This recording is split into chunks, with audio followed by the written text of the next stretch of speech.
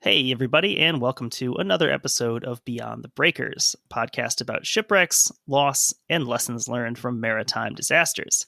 My name is Tanner, and I'll be joined here shortly by my co-host Taylor. Before we get to that, we have some new patrons that we'd like to thank. So we want to say thank you to William and Claire. We hope you enjoy the back catalog of bonus episodes over on Patreon, and we have some more good stuff coming over there in the future. Just a note here about our Patreon output coming up here. It wasn't a great month for us productivity-wise, so we didn't get around to recording a bonus, but we will be recording one next week and putting that out the first week of July, and then we'll have another coming out later in July to make up for that. A lot of stuff happening this month, so we just didn't get around to doing that extra bonus episode. So with that, let's bring in Taylor. How's it going? It's pretty good.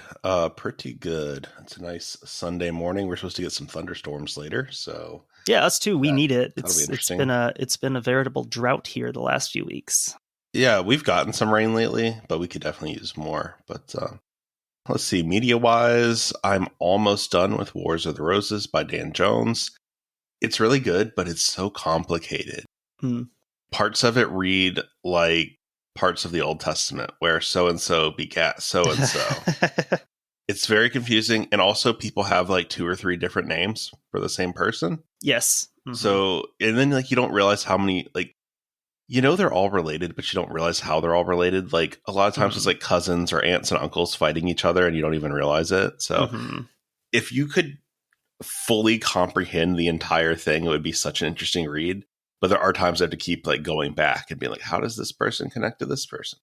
It's a bit like reading a big fantasy series like the Malazan Book of the Fallen or something, where you kind of have to assess as you're going through the story, does this person need to take up space in my brain or not? Is this going to be a one-off mention, or is this person going to be important later? Someone will be like First Lord of Badgerton upon Oxbridge, and then like someone else will be the First Lord of Badgerton upon Oxbridge when a new king comes. So there's just a lot to keep track of. A lot of blood will be shed to become First Lord of Badgerton. Other than that, I've been playing Overwatch pretty hard. They have a new season out. It's been a lot of fun. It's such a weird community because like 10% of it's super toxic and awful, and then like 90% of it is actually really cool. But it's fun. It's a fun game. It sounds like Warhammer. That's about how that community is. It's a lot like that kind of a fan base almost, of like there's a really vocal like minority that is gross, and then there's like everyone else that's just trying to have fun. Yeah, a substantial portion of the Warhammer community, you'd kind of like to sit them down in a room and just talk to them about like, none of these people are real. Right. None of these things happened. The Horus Heresy did not happen. But yeah, that's been fun. I've enjoyed the new season. They have some cool stuff in there. So that's what I've been up to. How about you? I've been plugging away at Jeffrey Parker's Emperor, A New Life of Charles V. I'm about halfway through. And as I was reading it yesterday morning, a few pieces jumped out at me since we just finished talking about his son, Philip II, extensively in the Armada series. In the first episode, we talked quite a lot about his personality, his agonizingly slow decision-making. This is the king that gave us the phrase, "Time and I are one," in defense of his procrastination. Also his unwillingness to delegate tasks to subordinates. So instead, he always needing to be the one making decisions, even when he didn't really have great expertise. And there was one quote I wanted to share that just jumped out at me as like, maybe this is where he got it from. This is quoting from one of his ministers saying, "The emperor did it himself, seeking advice from no one, as he normally does with matters that concern his will and authority. There's no one in his dominions great or wise enough to make him change his mind, unless he believes the common sense requires him to do so. I've observed many princes of various ages, but I've known none who takes more trouble to understand his own affairs and takes decisions more inflexibly on what affects him. He is his own treasurer in peace and war, and he confers offices, bishoprics, and titles according to God's inspiration, without regard to any pleas he may receive." And I read that and I was thinking, like that is there is some family resemblance there. It is always interesting when you see that. Especially because like the way that, that worked out, Philip was of an age where he was old enough to be learning things directly from his father about how to do this, how to govern, what do you need to do when you are king. And so I think that's really interesting to see that sort of lineage being passed down of, where did Philip get some of his quirks from? With Philip, maybe they were even a bit more filtered out to be more extreme. But it's interesting to see that progression through history of where do people learn these things from? Right. Yeah. No, it is super interesting. I think in addition to that, for both of us, a lot of our media time this week has been spent keeping up with the saga of the Titan submersible. Yes. And the 5 aboard who went down to the Titanic wreck site and did not come back up. Halfway to the Titanic. And are now part of the Titanic wreck site. Yeah, here's the thing. I think it's interesting. Like, we've talked about it a ton, as it was going on. And I think it's really interesting that a lot of the shipwreck people that we know, a lot of the Navy people, Coast Guard people we know, right away, everyone's like, it's gone. It imploded. Like, it does not exist. And then, like, the narrative changed in the popular media of, like, it was fun to put the countdown clock on there about how much air they had left. And, like, they wanted it to be, like, a mine disaster story or something where, like, we have these stories. Right. And I feel like just the people that I respect and know in this field, none of them were saying that was likely. Like, everyone was like, no, it's gone. You go a little bit tinfoil hat here, but like it benefits the mainstream media to construct this narrative. And it really does. I mean, it gives them something to talk about for a few days, something that people tune in for. I was watching the live stream on, I think it was a news network out of Tampa. They had a very good live stream. And the anchors did a good job covering a story like that in real time. But again, it's like it helps them to have that narrative. But at the same time, it's like, the thing with the Navy detecting it days before it was discovered. And on the surface, yeah, that sounds bad. But at the same time, like, I think if you look at it from the other perspective, if the Navy picks up this sound and they tell the Coast Guard and the Coast Guard says, oh, well, they're dead, we're not gonna look for them anymore. What would people say about that if there was a possibility they were still alive? So, yeah, it looks bad, but I think you understand why these things happen. Yeah, and it was interesting, even when they're talking about, like, oh, we can hear knocking. And it's like, no, you don't. Yeah. You don't, because this is not the way this works. At that depth, it just isn't. And, like, I think of, like, the Thresher and stuff like that, where people talk about hearing knocking, and, like, that was never the case. A great story for Twitter to have hold of in terms of... Yeah, it was tailor-made for Twitter to have a good time running for wild. A few days. I think my biggest takeaway from that is... Obviously, you had the 2 major camps developing on Twitter between, I think this is the funniest thing I've ever seen, and I think this is a horrible tragedy. Why not both? No one can obligate you to feel a certain way about something. Right. I don't think you're obligated to find this funny or obligated to find this tragic. You might pick a little from both camps. There's elements, I think, that it's undeniable is one or the other. You've got a 19-year-old, a kid, basically, who's on it because his dad's a huge Titanic fan and he doesn't want to go, and he gets on it and he loses his life. That's undeniably tragic. Yeah, he is truly the only one I actually really feel bad for. Like, even if he is a millionaire's kid, and he's probably going to grow up to be the same type of person. He won't be able to go to those Blink-182 shows like the other kid. Like, that's undeniably tragic. I don't see any way around that.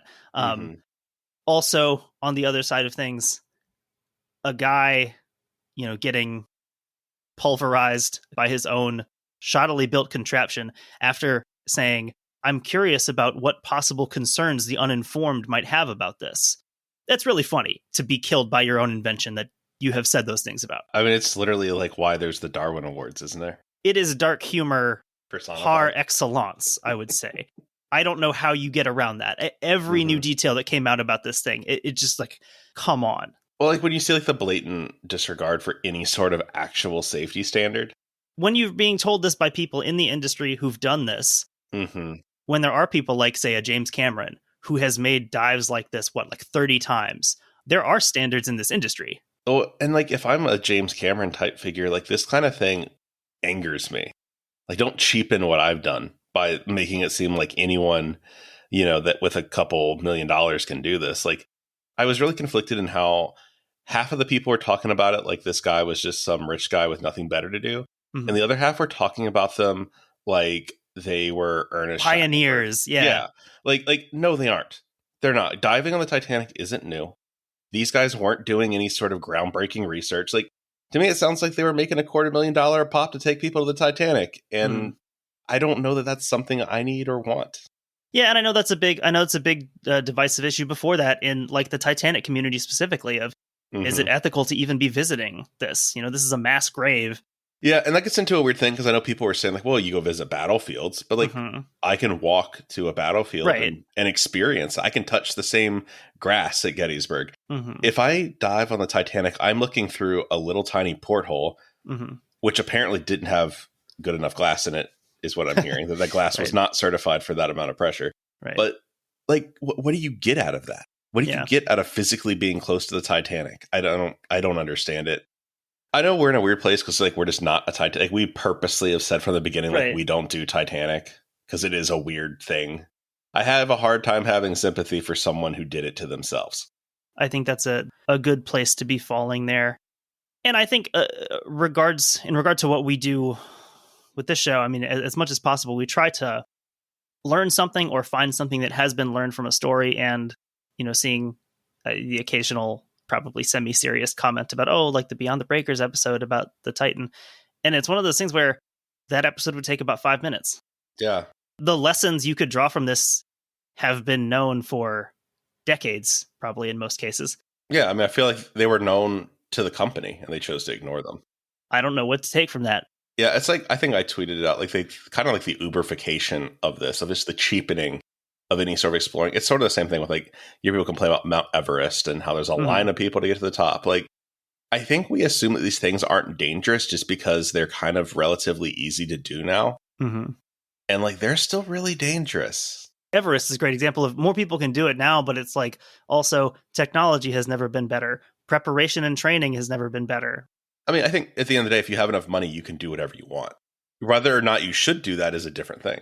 There's explanations for why these things are commodified and they become more common, but as we see every week, it's like the ocean's not something that you take for granted. As we'll see in the story that we'll finally get to telling today, is even a small mistake, a small oversight can end up in tragedy. So when 90% of your operation is done in a way that's inadvisable and against accepted safety practices, you're almost guaranteed to find yourself in a tragic situation. Yeah, I think like kind of my final thought on it for now, at least, and it could change obviously as we learn more, but like, if you don't respect like the ocean and what it can do, this is what happens to you. Like, if you think that like just because you have some money and you're relatively smart and you can design something, you still have to respect the ocean, that it's really dangerous. I mean, you have to get everything right when you're doing something like that. The initial quote, and the one that I think that still sticks with me the most, is from that video where he says, he's talking about it having, this single button operating it like an elevator. And he says something like it should be simple. It should be simple to operate. And yeah, my thoughts on that were, if I'm diving to 13,000 feet under the ocean, please, for the love of God, give me a machine that is complicated to operate. Sometimes specialty is important, right? Yeah. Like I don't want any person to be able to operate. I want a trained individual who needs experience with doing these things. So yeah, please give me, if you're going to do that, give me the most complicated machine you've got. Right. Like, in theory, could I fly a 737 with autopilot? Absolutely. Should I? Probably not. For a little bit, yes. Yeah, like I can do the flying part, I guess, but then it's going to be time to land. Said Muhammad Atta. I'm on a list now. So we'll probably circle back to some of those themes at the end of the episode. I'm sure this won't be the last time we talk about this. So with all that, let's get into the story this week. Let's do it. Also, as a note, if you're looking through the notes and you notice typos, I was typing this last night with fairly severely burned fingertips on my right hand. Oh no. Because I microwaved water in, Did you burn yourself on? I guess a mug that I don't normally use in the microwave. And oh no. Did you get a little antsy? I just grabbed it and burned the heck out of my index and middle finger on my right hand. I think the worst microwave burn I ever got was like a microwave mac and cheese. And like I just reached in too quickly and like stuck my finger in it right away. And it was like napalm as it like coated my finger and would not come off. Is that how you always eat mac and cheese? The Ron DeSantis? I didn't mean to. Like I just was pulling it out and stuck my hand in it by accident. All right. So with that, we'll get into our episode here. Good to have a little bit of levity between the Titan submersible and our story. Yes. The topic of our episode today is the stern trawler Gaul, based out of Hull, England. Note about the source material here. Multiple investigations and reports for a single incident isn't necessarily new. You know, sometimes we might have an NTSB report and a Coast Guard report. We saw this also a while back with the investigations into the collision between the Melbourne and the Voyager in Australia. That had multiple investigations. So for reasons that we'll get into, the original investigation yielded very little into what happened to this vessel. Due to continued pressure, availability of new technology, there was another investigation that was a few decades later. In addition to these, there's the MAIB report on the incident. So the main sources for this episode are that MAIB report, and that covers more of the technical aspects of the sinking, and that reopened government report that covers a bit wider of a context. One thing that I'm thinking of already, and like I have zero idea if this is true, is the British government more willing to reopen these cases? Because I think of like the MV Derbyshire. Like they reopened that case much later on. I believe there's another parallel there. In the Derbyshire episode, was it the families who ultimately finance the mission that found the Derbyshire? I know at one point they financed a mission to the wreck site or something. Because we'll get to that. This is a case where the UK government was very reluctant to do it, claiming too expensive, too much effort. And their hand was basically forced when an independent team found the wreck. You can't use that excuse anymore because we found it. So yeah, in terms of that, I don't know in general. In this case, it wasn't reopened, out of the generosity of the British government. Also, this is one that just the vibe that I get from the articles about it, the research into it, it's probably much, much more well known in the UK than it is elsewhere. It seems, like a fairly big news story. There's TV specials about it. There's news articles about it. It wasn't one that I had ever heard of. No, I haven't either. So the Gaul was originally the Ranger Castor, built by Brook Marine Limited in 1972. And she was the last of 4 stern trawlers built for Ranger Fishing Company, operating out of North Shields. North Shields and the expected corollary South Shields are at the mouth of the Tyne on the North Sea, so just east of Newcastle. I feel like we've been spending a lot of time around Great Britain. Yeah, between we just can't leave it. The World War stuff, the Armada, a lot of time around the British Isles. Also, South Shields, I believe that's where James from The Loreman is from. So nice. Shout out to Jimmy Shakes, who's probably never going to hear that. But what if he does? So she was delivered on August 3rd, 1972. And by December of 1973, she'd completed 5 trips with only minor maintenance issues. Some of her steering gear equipment had to be replaced. She had some recurring issues with an oil pipe to the main engine, which caused stoppages of the engine several times on most trips. That was described as a minor issue, but that to me seemed like if this is a recurring thing, you have to stop this multiple times per trip. It seems like at least an intermediate issue. Yeah. So these vessels, this class, this Ranger Sea class of vessels, these are not just for fishing, but also these are factory ships. Yeah, I feel like this isn't the first one we've talked about before. No, the Dalny Vostok in Russia, in the Sea of Okhotsk, we talked about was also kind of a similar ship. And I know that like additional issues kind of come with those ships sometimes, since they do have like the processing spaces and the freezing spaces and stuff like that. Yeah, you have different equipment. You also typically have a different crew structure where you have this kind of totally separate factory staff that we'll get into. So the factory areas of this. So after the fish is brought on board, the catch is gutted, filleted, frozen, and packaged. So in the holds, you've got frozen, boxed fish. And it was actually in that fish processing area where another minor problem sprang up in late 1973 when the drain pumps suffered a blockage that had to be cleared to avoid flooding of the compartment. So to accommodate the area needed for the fish factory, Gaul was 66 meters, or 216 feet overall in length, with a breadth of just over 12 meters, or about 40 feet. So a relatively large vessel. This isn't like a small fishing boat like we've discussed before. Yeah, like it's not like a deadliest catch kind of size thing. Quite large for a fishing vessel that we've discussed. So in October of 73, Ranger Castor was sold to British United Trawlers, under whom she was relocated to Hull, about 100 miles south on the River Humber. And at least some, possibly all of her sister vessels were sold as well. I don't know if this is just a company acquisition, because we'll see some of those same sister vessels she was built with for this company are also with her at the new company. Okay. And so it's at this point, new ownership, new location. She gets her new name, Gaul. And that's spelled Gaul, like an inhabitant of Roman-era France. Gaul. So, moving into our incident portion here. Gaul departed from Hull just after 6 a.m. on January 22nd, 1974, under the command of Peter Nellist, bound for the fishing grounds north of Norway in the Barents Sea. This is, I think, our second time up in the Barents Sea, the first being, of course, the infamous story of the Russian submarine, Kursk. Yes. Peter Nellist was serving on the Gaul as a relief skipper. He was transferred from the Orsino in January to fill in for Gaul's previous captain, Ernest Suddaby, who'd been the captain on her previous voyages. So this was his first time serving as skipper on the Gaul. He'd been on fishing vessels since 1960, but one of the major differences here is that this had the factory and processing areas with that separate factory deck staff that was different from the ship's crew. Still under command of the captain, but kind of a totally separate thing, totally separate training and background going on. Yeah, I mean, it's just one more thing that you have to manage, I suppose. So when Gaul left Hull, her first mate was George Petty, who had been on the vessel before. But due to an illness that he developed on the trip over, he was deemed unfit for duty. After putting in Norway, Petty was replaced by Maurice Spurgeon. So Petty's off the ship, Spurgeon is on.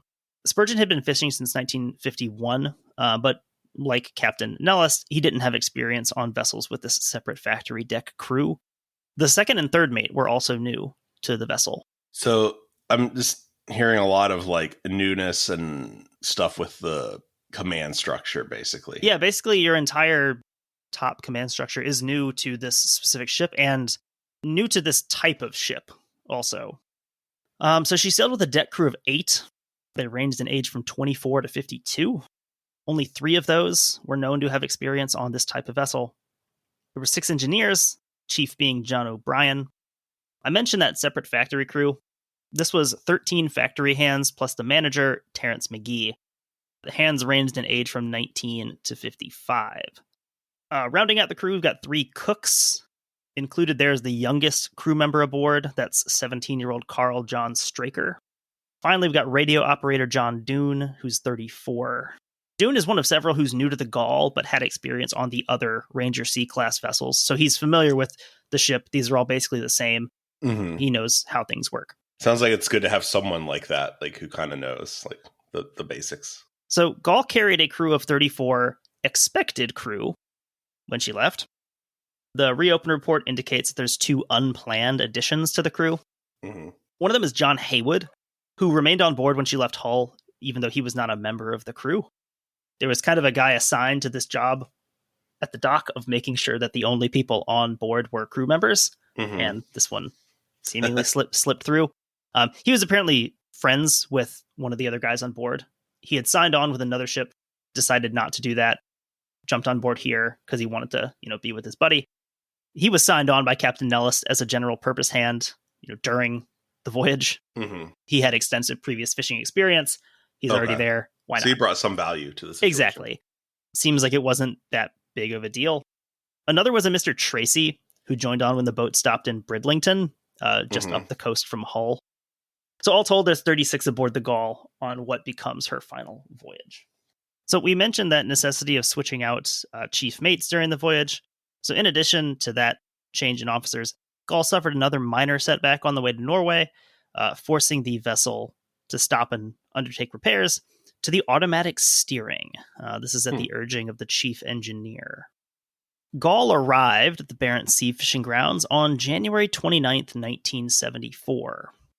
Weather conditions described as favorable, although Gaul would be forced to replace her trawl after the original suffered damage during operation. Well, I'm sure the weather in the Barents Sea stays nice, right? Nice and calm, like glass out there. So by the 7th of February, she reported 19 tons of boxed and frozen fish in her hold. That's a lot of fish. She was fishing alongside her sister vessel, Celt, when she developed two separate issues. One, with her steering gear pump quickly fixed. Another, with her automatic pilot control for her steering. So remember, that was a similar issue to what she had on the way over. Issue was serious enough for the chief engineer to request advice from the owners via telephone link call. I was trying to read about what that means and the technology. Was it like a satellite phone or something? Presumably. I was reading about cell phone technology, and it's a lot older than I thought it was, honestly.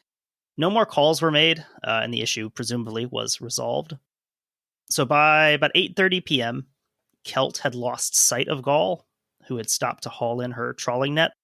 So Celt heard over the radio that Gaul had once again damaged her net and would be laid up mending it for a while. By 2 a.m. the following morning, so this is the 8th of February, the weather had deteriorated. Of course it has. To the extent that vessels in the area had to lay and dodge, so they're basically holding position, because seas are too rough to do anything else. The weather was bad enough that another trawler, the Pict, had her fishing gear completely torn away. That sounds pretty terrifying, actually. In her skipper report at 10:30 on the morning of February 8th, she reported continued laying and dodging. So sometime between 9 and 9:30 that morning, William Brayshaw, the mate on the trawler Swanella, reported that he saw Gaul lying beam on to the waves at a distance of about 3 to 4 miles. And a VHF radio call was made to Gaul saying, "You're all right. We'll be underway shortly and we'll get out of your road because we're going to dodge more into land."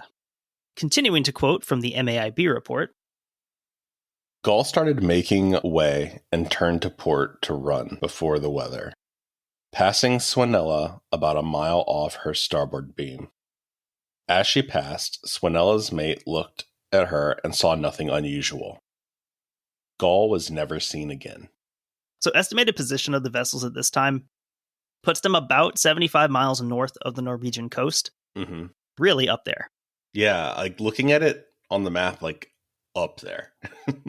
A mate on the vessel Somerset Mom later told investigators that he'd heard someone by the name of Pete over the VHF, so this is presumably Peter Nellis, the skipper, saying that they were heading for Honningsvåg for either repairs or supplies. Interesting. So some indication of where they were going. Between 11:06 and 11:09, there were 2 private telegrams sent from the Gaul, and that's the last known communication from the trawler. None of the reports, I wasn't able to see, I mean, they're private telegrams. I don't know if the contents are available anywhere, but they seem to not be relevant to the investigation. So 11:09 is the last, like, of any sort of contact with the vessel. So the following morning, this is February 9th, British United Trawlers Deputy Communications Secretary David Close, he decoded the telegrams sent from the fishing fleet. This was a every morning thing. These were sent daily to compile the office freezer schedule. Curiously, the list that normally contained information from 17 vessels appeared to be one short. The Gaul was noticeably absent. I would assume that that happens sometimes. It seems that way. It's not immediately like, oh, they're gone. As we'll see the progression here, something could have come up. The skipper wasn't able to file the report at the expected time. If I remember correctly, they all sent their information to one's designated vessel, and that vessel sent the compiled telegram to the office to make sure that everything was together. So Close left the office at noon, but he continued to keep an eye out for news of the Gaul. So he later called the GPO, which I assume is the General Post Office. That's as good a guess as any. To see if any late telegrams had come in from the Gaul, but there was nothing there. So presumably if, say, Gaul had missed the reporting window, maybe they would have just sent it directly on their own. So he followed up on Sunday by calling the telegram office, but none of the incoming messages for BUT either came from or made mention of Gaul. So hoping for some clarification, Close messaged the Gaul directly via WIC radio with the following message. Why have you not complied with our instructions regarding your daily position? Acknowledge immediately. I think the tone of that message, I'm sure they probably always keep it quite terse and professional, but I think the tone of it also indicates the fact that this is not something that's immediately seen as an emergency. Mm-hmm. It's more of an annoyance, it seems like. Yeah, there's no question about, are you okay? Like, what are the conditions? What's going on? It's, you missed this reporting window. Tell us what's going on. So after contacting a few other company personnel, just trying to explain the situation, Close's next move was to alert the insurance company agent in Tromsø, Norway. Interesting choice. Thinking it'd be much easier for him to get into contact with them directly because he's much closer to them. On the morning of February 11th, so now this is Monday, a WIC radio message was sent to all vessels insured by UK Trawlers Mutual. To all vessels fishing North Bank, Norway. All vessels, please report any contact with the Gaul. Last reported fishing North Bank. Nil reports not required. So when there were no positive reports forthcoming, it becomes apparent that search efforts are going to be required. And so getting into some of those search efforts, as we just saw, there's already a pretty big presence on this North Bank. Yeah, I mean, it seems like this is a pretty well-trafficked area. There's already 23 trawlers that are more or less on scene when this happens. You know, there's some distance apart, but they can get to where she's supposed to be. So they're participating in the search. Also, there's a significant amount of British and Norwegian assets involved. If I remember correctly, they were already in the vicinity for NATO-related maneuvers that they were conducting. So these assets that are on hand here, one of them is the aircraft carrier HMS Hermes, the tribal-class frigate HMS Mohawk, the tanker RFA Tide Flow, and then from the Norwegian Navy, there's the KNM Stavanger and Trondheim, patrol vessels Nordkapp and Senja. So in the air, you've got Nimrod and Orion patrol aircraft and Sea King helicopters. That's quite the search contingent. Like that is a lot of assets being brought in. And this is one of the things kind of in the immediate aftermath to kind of say that whatever happened quickly, because you've got a ton of assets on hand for this search. And as we see here, all those assets, they yield absolutely nothing. There's no sign at all of the Gaul. The official search ends on February 15th.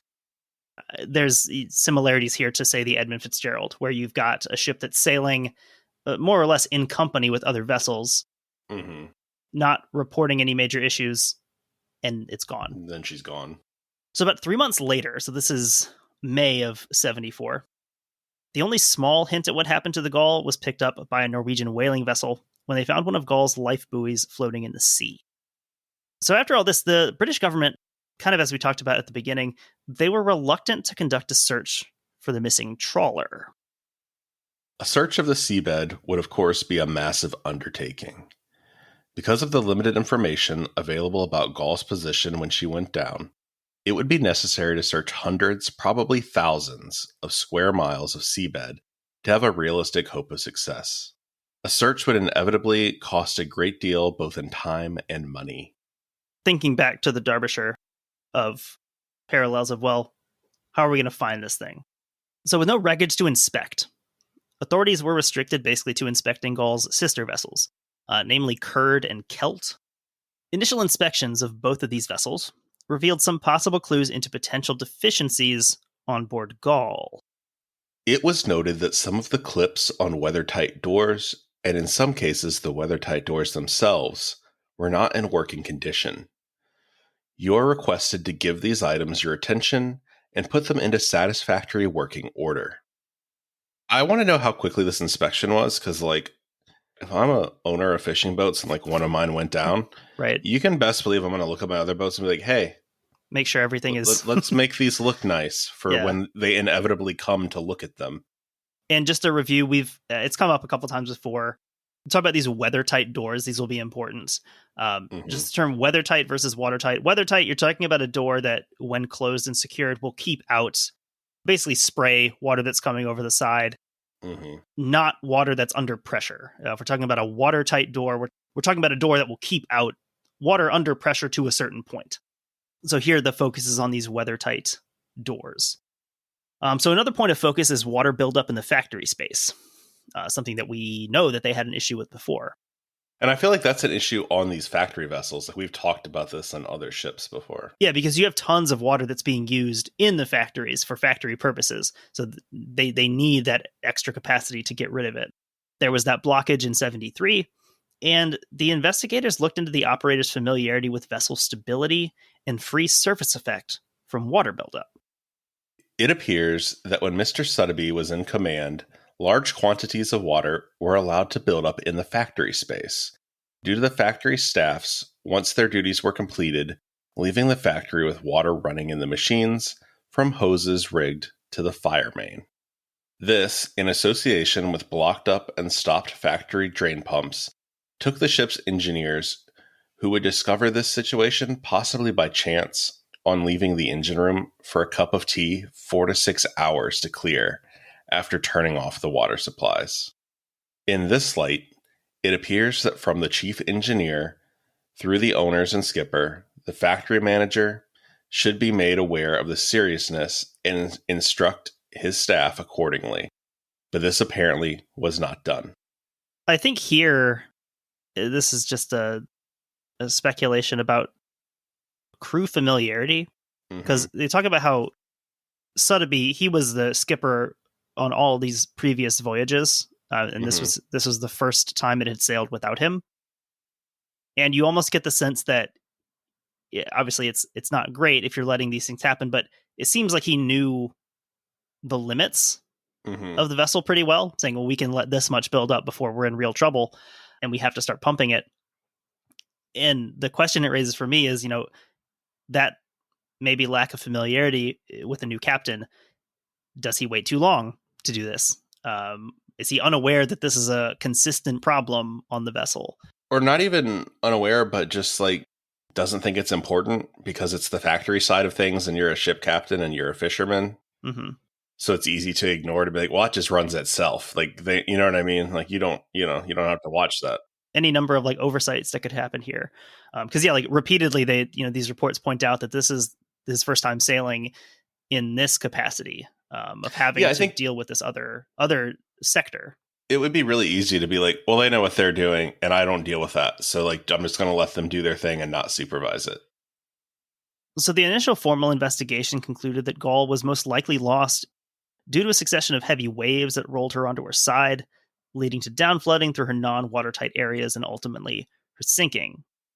The later reopened investigation report has this to say about those initial conclusions. The department was left in the uncomfortable position of having to express confidence in an outcome which it in fact viewed as doubtful. It was a situation that inevitably encouraged belief in alternative explanations for the disappearance of the Gaul, however far-fetched. So, in the absence of a solid explanation, and also given the high leverage location that these trawlers operated in, these are right in the sea lanes out of Murmansk and Vijayeva in the north of Russia, where the Soviet Navy, specifically their submarine fleet, is operating out of. Accusations very quickly come forward that Gaul had been involved in espionage against the Soviets, and this had somehow contributed to her loss. It is amazing how quickly these incidents like just attract conspiracy theories. Well, and it's the big draw from this that we'll see is, explanations will arise to fill a gap. Yes. If one is not provided or the one provided is not satisfactory, and some people, are impossible to satisfy in those situations, but they will come up. Alternatives will develop, and it doesn't really matter how plausible they might be. We saw that with the Holo Holo, how this, pretty small, relatively insignificant ship in the grand scheme of things, this wasn't like a government vessel. Immediately you've got people saying, well, was this sabotage? Was this sunk for some reason? Why were they looking for it with these spy planes? Because there wasn't really a great explanation for it. Yeah, it is interesting that these things kind of fill the cracks. Even with like the Ocean Gate stuff going on, I think the most insane thing I heard was someone, quote, just asking questions about, well, if there was a U.S. Navy Columbia-class submarine using active radar, would that be, or active sonar, would that be enough to, break the hull of this ship or of that submersible? And it's just like, you can't just ask questions and be that stupid, right? Like, we're not allowed to do that. Like, that's not just asking questions. That's like willful ignorance. Did they shoot the submersible with the Havana Syndrome gun? That's basically that's the point that we're at. It's like everyone wants there to be some grand explanation for these kind of things when in actuality, probably not doing maintenance or not following regulations is usually the answer. So the theory that she'd been caught and the crew captured by the Russians was a widespread belief among the public and specifically among those close to the crew. I would have to think that tabloids and stuff are just pumping that story so hard. Yeah, we'll talk about the TV special in a little bit here. What does Russia gain by capturing a British crew? We'll see. Fishermen? It seems silly, but we'll see. It's not the craziest thing in the world. So we'll see why in a second here. There can be no doubt that the decision not to conduct a search caused the gravest dismay to many of the relatives in the crew. Put at its lowest, it was thought that there was a disproportionate reluctance to commit what was perceived as modest funds to the task of putting minds to rest as to the fate of the vessel. The unhappy side effect was to encourage belief in the theory that the vessel had been captured by the Russians, or that there was some other undisclosed reason for not investigating the matter. We're not huge into conspiracy theories here, but no. You understand how they develop when this seemingly, presumably innocent trawling vessel sinks and the government immediately says, don't worry about it. I think you create the conditions for conspiracy theory to happen. There's going to be people, especially grieving family members, who just want to know some explanation as to what happened, to their brother or their husband or their father or their son. And to give them absolutely nothing, not even a superficial attempt to look for this vessel operating in this area, you see how that happens. Even if you don't necessarily agree with the rationale behind it, you see how that environment exists. Yeah, I mean, I think we've already touched on this with the Ocean Gate thing unintentionally there in the beginning when we were talking about how a lot of people really thought and knew that that thing was gone from the beginning, but like we still had this whole search thing that might have felt performative at times, but like I guess is necessary to avoid this situation. If this crew full of, several millionaires, billionaires, whatever, disappears and the Navy just says, they're dead, forget about it. You think that doesn't lead to even more conspiracy theories about this? Right. Then everyone's just like, well, the Navy did it. Yeah, what did they know? So the British Minister of State for Defense at the time, Bill Rogers. That is a suspiciously normal name. Bill Rogers. For a British minister. A man who has nothing to do with the intelligence community. Bill Rogers. He wrote a letter to local MP John Prescott saying, I can categorically assure you that no RN personnel or MOD equipment were on board Gaul. I can also assure you that the British trawler fleet is not involved in any way in intelligence gathering. This applies as much to equipment as to personnel. So, as will come out later, one of those statements is probably true. One of them is demonstrably, admittedly by the government, false. Did like one of these guys have like a Jason Bourne backstory? No, that's not the one that's false. Oh. The reopened inquiry report, it goes very deep into the back and forth between the victims' families, MPs, and Ministry of Defense regarding those theories for the disappearance. I will say, and I have no idea if this is true, I feel like MPs are a little bit more accessible than like members of Congress. Like, I just feel like British people are able to go yell at their MP, like on a local level, way easier. Like, I think here, certainly on a local level, are more accessible out in the community. Whereas, the people who represent you on the federal level in the United States are largely inaccessible, it seems. Yeah, like, I don't even know how I would, like, physically meet my congressman if I so chose to. Not that I want to necessarily. So we won't go deep into the exchanges there. for reasons that we'll see here very soon. And that has to do with the discovery of the wreck. Mm-hmm. So no concrete steps were taken in the case of the Gaul for over 2 decades here. When, at this point, a search team funded by Anglia Television and the Norwegian Television Company, they set out for the North Cape Bank to find the wreck in August of 1997. So you can see this is still a story that was in people's minds of saying, we want some closure here. Mm-hmm. This isn't some tiny fishing boat where, a handful of people died. This is 36 people who were on this.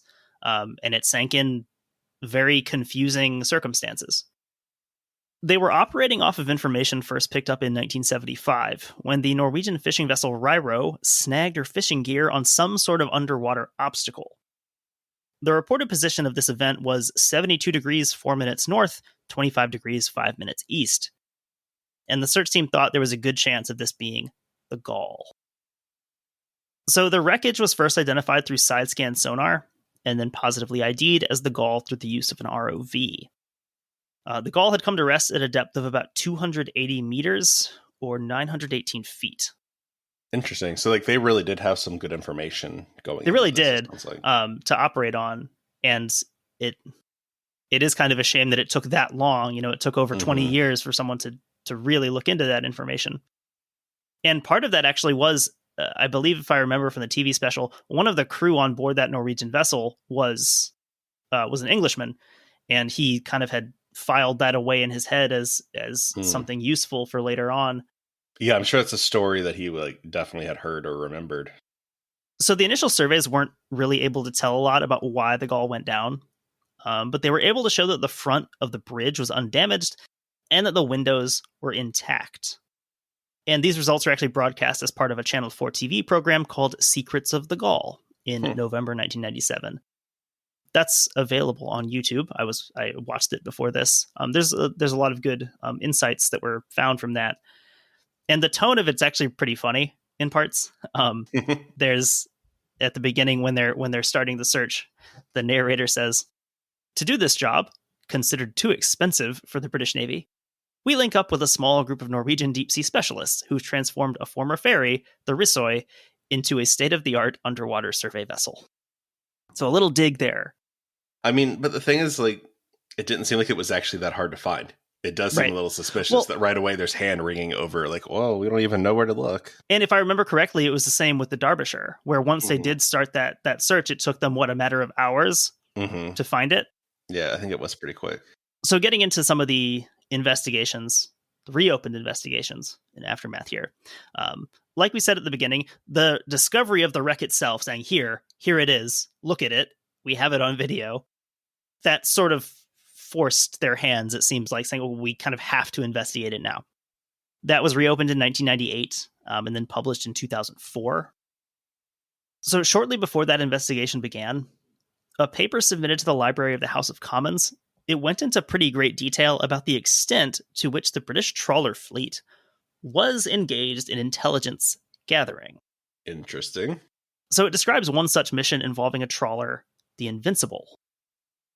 In the spring of 1972, an operation was attempted to recover a Soviet test missile, which was believed to have landed in international waters in the Barents Sea. It was agreed that a trawler would provide a more discreet means than a Royal Navy ship. The mission was unsuccessful. In September 1973, a similar mission was mounted. This time, the trawler FV Lord Nelson was used. Again, the operation was unsuccessful. This operation was the last recorded use of trawlers for specific intelligence gathering. So one of the things we can draw from that is that there's kind of a mix there. Was the fleet involved in intelligence gathering operations? Technically, yes. But then also there's the issue of, were they effective enough to continue using? Possibly not. It doesn't seem like they were particularly effective. Right. Yeah, it doesn't. So if that's taken at face value, though, that admission, that statement, the trawler fleet was no longer being used for intelligence gathering missions by the time of the loss of the Gaul. However, this is the issue we find here with these initial denials. That categorical denial of any connection between the fleet and intelligence, it makes it a lot harder to trust that second statement of why would I believe that you just stopped in 1972? Mm-hmm. So what did the reopened investigation actually find on board the Gaul? So the ROVs deployed to the wreck, they were equipped with cameras for inspecting compartments, hydraulic hammers for smashing through portholes as needed, and one ROV was equipped with shears to cut through trawling nets if required. They ultimately found that it was much easier and safer to just work around them rather than trying to cut through them. The wreck was at a 35-degree starboard heel, level fore and aft, facing in a northeasterly direction. Because of the heel, the port side is a lot more accessible than the starboard. The specifics of the search are in the MAIB reports, just compartment by compartment. And that includes search for remains of the crew. Mm-hmm. 9 compartments were able to be examined. Access couldn't be gained to the radio room, the crew's mess, or galley. Mm-hmm. The cabins were described as, quote, in a state of chaos. I mean, I would assume. Yes. So this included non-structural bulkheads collapsing forward into adjacent cabins. Sightings of what were thought to be human remains were made in 3 compartments. 2 of these were 4-man cabins, and also the radio officer's cabin, which I believe was just an individual cabin. So this provided some satisfaction to the families, that at least efforts are being taken to search the vessel. Yeah, I mean, I think finding human remains on board, it indicates that whatever happened very quickly. And it helps to dispel some of those conspiracy theories. Mm-hmm. It rules out the possibility that the ship was captured by the Russians and the crew taken off. Mm-hmm. That's when you can discount here. Also, they find the wreckage of the vessel. It's clear that it hasn't been torpedoed. It hasn't been sunk by hostile action. It hasn't been rammed by a NATO submarine. That was one of the theories put forward by the TV special. And again, like we said with the media, like it helps. I mean, if people are going to watch your hour-long TV special, you got to give them something or a few somethings to play with. So in terms of actual structural damage to the ship, the survey found that her bow had suffered pressure damage. And it was concluded that the bow damage was unlikely to be caused by a collision with another object. So, very relevant to recent events, I've extracted an interesting excerpt here from where they're talking about this pressure damage. The very high pressures to which watertight objects are subjected when underwater are well known. Submersibles operating at great depths have to be manufactured from materials such as titanium to withstand these. What is not so well known is that pressures at even modest depths are significant and capable of exerting immense forces on any structure that remains watertight. Once flooding has taken place, the pressure on both sides of any hull plating will have equalized and the situation does not arise. See, a couple things here is, first of all, just the immense pressure you're dealing with the ocean. You saw that in a lot of the general discourse about the Titan submersible. Mm-hmm. It's very hard to conceptualize what is 400 atmospheres of pressure. What does that even mean? And like this report says, it happens quickly. I don't think people realize that there's a lot of pressure even at moderate depth. Yeah, there's a video of someone swimming down into a hole or something, and they're holding I think it's just a plastic bottle. And you can see how even not really that deep, it's starting to get crushed. Mm-hmm. Here we're talking about, what do we say, 900 feet deep, mm-hmm. which, compared to some of our wrecks, that's pretty deep. But compared to what we're talking about with the Titanic, that's nothing. That's not even close.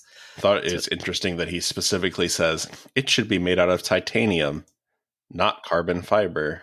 Yeah, and this is 30 years ago we're talking about this. How this is a well-known fact. Yeah, this is a well-established fact decades ago for what's required here.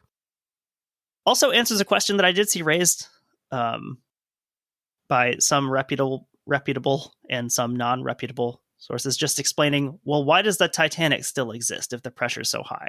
And I did see someone ask that question. And talking about, well, once the pressure is equalized, the crushing doesn't happen.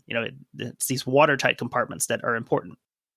I literally go play with a cup in the bathtub. Mm-hmm. Yeah, you can figure it out. Little kids can figure this stuff out. Yeah. So the MAIB report, it discounted the possibility that the ship was lost to fire, explosion, hostile act, or structural failure. And her location ruled out striking any underwater rock or obstruction. This is deep water, she said. She's not just going to run into something. Except a NATO submarine. Yes, except a NATO or Soviet submarine. That was one of the theories here. Yeah, there was the capture theory, the sinking theory, the collision theory. The other main, what you'd call conspiracy type theories, is that she snagged on secret undersea cables, and that dragged her under. That's one of the more popular theories, but I think as we've seen with the rest of this fleet, these fleets are losing their trawling gear left and right. Mm-hmm. I would struggle to believe that snagging on a cable would drag down the ship rather than just tearing off the trawling gear. Right, and we've discussed a fishing vessel that snagged a submarine, correct? Yes, it was the Antares. We kind of know what that looks like, mm-hmm. and it doesn't look like this necessarily. So what they did find evidence for was flooding. There is indisputable evidence that some weathertight doors and hatches were wide open when Gaul sank. Weathertight doors and hatches are designed to remain firmly closed in the roughest weather, and to be effective are strongly built and heavy. Four were found open in Gaul. They were the factory companionway door, the door to the engine room escape, and 2 fish loading hatches. The survey could not reveal why or how these doors and hatches were opened, but the inescapable reality is that they were all open when Gaul foundered and could have caused rapid flooding. So the idea here, and we've seen this on other underwater surveys, is that these doors, they don't just come open unless there's some very significant traumatic force to them. So if they're open on the seabed, then they were more likely than not open on the surface. And that's kind of what they take out of this, is that if all these things go right with the heavy seas, her rolling on her side at a significant angle, if these doors that are designed to keep that water out are left open, in some cases secured open. So we know that this wasn't an accident necessarily, but this was probably operating procedure. Then that's one way you could flood this ship extremely fast, especially if, say, she's already been building up water that isn't being pumped out. And that's something where I think, if I'm, you think about that captain, and he's not used to working on a factory vessel, so he's probably potentially ignoring that part of it. Or even if he sees that there's a lot of water in the factory compartments, it's always wet down there. Right. You know what I mean? It's always like that. And then with these hatches open, once you lose buoyancy, it's too late. You go from being on the surface to going under in the matter of seconds. Yeah, and it aligns very well with what we see with this. It's so rarely just one major incident that sinks a ship. It's a collection of multiple things that stack onto each other, and maybe that contributes to losing the ship. I mean, in my mind, the scenario putting forth here with those hatches open, it makes perfect sense that she takes a big wave, and that's the straw that breaks the camel's back. You go to negative buoyancy and you don't come back. You take a wave and you don't come back up, essentially. And no one has time to call for Mayday or put a life jacket on. That, the evidence seems to indicate that is what happened here. And like we said with structural failure, that's something that typically, and despite the fact that it sounds catastrophic, it's something that typically does give time to make a Mayday call. If your hull has been holed, that's typically something you can at least get out an SOS. So moving ahead to some conclusions from the MAIB report here. The follow-up reports, ultimately, they don't disagree with the conclusions of the first one. They do provide some really key support for how this happened. Usually you want a very detailed explanation of, okay, what happened? Why did this sink? Gaul was heading with the seas broad on her port bow when her bow was pushed to starboard and a group of very large breaking waves impacted her port beam, rolling her just beyond 90 degrees to starboard. This action caused the fish loading hatches to fall partially open. She recovered to list at least 40 degrees to starboard, but this was sufficient to allow downflooding through the open, weather-tight hatches and the doors on the trawl deck. She probably sank in less than 10 minutes. still harping on this issue of familiarity, we talk about why was there no distress call? And we've said before, that's not something that you issue lightly, typically, for these captains. And yeah, if you think you have things under control, you're not going to do that. And if this thing is sinking in less than 10 minutes, it doesn't give you a lot of time to realize this is beyond what you expected. Yeah, again, like if the captain's like, hey, there's some water in the processing rooms, go pump that out. Maybe he means like, I'm tired of looking at it, not like, hey, you need to go do that now because we're in danger. I think not always knowing what's important and what's really important necessarily. So family members continue to pursue alternative theories, but that's similar to any wreck that occurs in questionable circumstances. We saw this with the Fitzgerald. With that, there's as many different opinions about how it happened and how to treat the wreckage as there are people affected. I think also when you don't have 100% definitive thing, who wants to blame the crew, right? I mean, especially for the family's sake, like if you're the family, you don't want the answer to be, well, the crew did something wrong. Yeah, you don't want the solution to be, well, they didn't close the doors they were supposed to close. That's not a satisfying, that's not a feel-good response or explanation for that. Yeah, and I think you see that in a lot of these, that there's a reluctance to blame the crew. And, obviously that might not be the only factor, but in this case, like, it sounds like it was a factor. And it wouldn't have been unique among this. Exactly. And I think that is the key. You're not saying like, hey, this one vessel is doing something wrong. And there are cases, there's obvious cases where that is a thing. But in this, it seems like it's kind of just they're operating off standard practices in the industry. And it was an unfortunate time to be doing that. We had some of that with the Ocean Ranger, the oil platforms, where you had crews saying, well, when I was on Ocean Ranger, I didn't see the inside of a lifeboat ever. We didn't do safety drills compared to other ones where, this was something that we did weekly, or this was the first thing the captain talked to me about. So yeah, sometimes there are outliers. And one of the big questions here was, well, why didn't any of the other vessels sink? If they have these similar practices, they were in similar conditions, why didn't they sink? And really it just comes down to a lot of it is chance. If you take these waves just perfectly, they talk about her sitting beam on to the seas. That's not ideally how you want to be in these situations.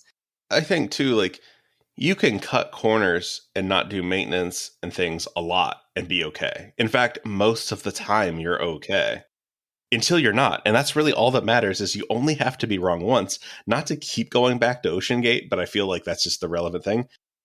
They went to the Titanic and were successful until they weren't. And like, when you're dealing with such high stakes, like, you can't be wrong even one time. Yeah, there's no minor mistakes on a deep sea submarine. And I mean, same thing in a fishing boat in the Barents Sea. I don't really want to be wrong in that scenario. Like, I want all the things to go right because it's dangerous, like you said, even when everything goes right. So in terms of final thoughts, I think Gaul's a really prime example of how when there is no explanation available, alternative ones will spring up to fill that absence. That's a natural thing, regardless of how implausible they might be. People want to know what happened. People want to feel that they have some control over the understanding of the situation. A lot of times there are avenues available to understand those things better, as we saw with, again, back to our friend, the Titan. There's huge amounts of true, legitimate experts on these subjects. Their stuff is available. Sub brief being one great example of, this is information that's out there almost right away, putting out very clear, very well documented, well sourced stuff from experienced people explaining why and how these things happen. People still have to take advantage of those, rather than pursuing these, but you at least understand the human urge to have these things explained. And if the people in charge are saying, no, I'm not going to explain that to you, or not going to try to explain that to you, these things happen. So really that's the story here of the Gaul. I was interested when I found this one because it seemed kind of like any of the other smaller trawlers or fishing vessels we've done, but really discovering that this has been a big media focus in the UK for some time. Coming up next year, I guess, would be the 50th anniversary. So, I'm assuming that there'd be some sort of commemoration memorial for that coming up next year. yeah, I mean, that was an interesting story to research. Mm-hmm. A lot of stuff to go through. Obviously, a lot of reports that we'll share that have all kinds of technical detail in them. I thought it was an appropriate one to cover, given the big story from last week. Absolutely. Yeah. It's strangely relevant in so many ways. I don't know. I'll be interested to see kind of what else we learn about Ocean Gate as things go on. I'm sure there will be lawsuits involved, depositions. I think the Canadian maritime body is the one doing the report on it. So that's something to be looking out for. But yeah, I mean, I think this is a great example of these stories are sort of evergreen. There's so many similarities in so many of these stories, and it's just always interesting. So with that, we'll wrap things here for the week, and we'll be back next week with another episode for you. So thank you for listening along. This will be quite a long episode, I think. And we will talk to you again soon.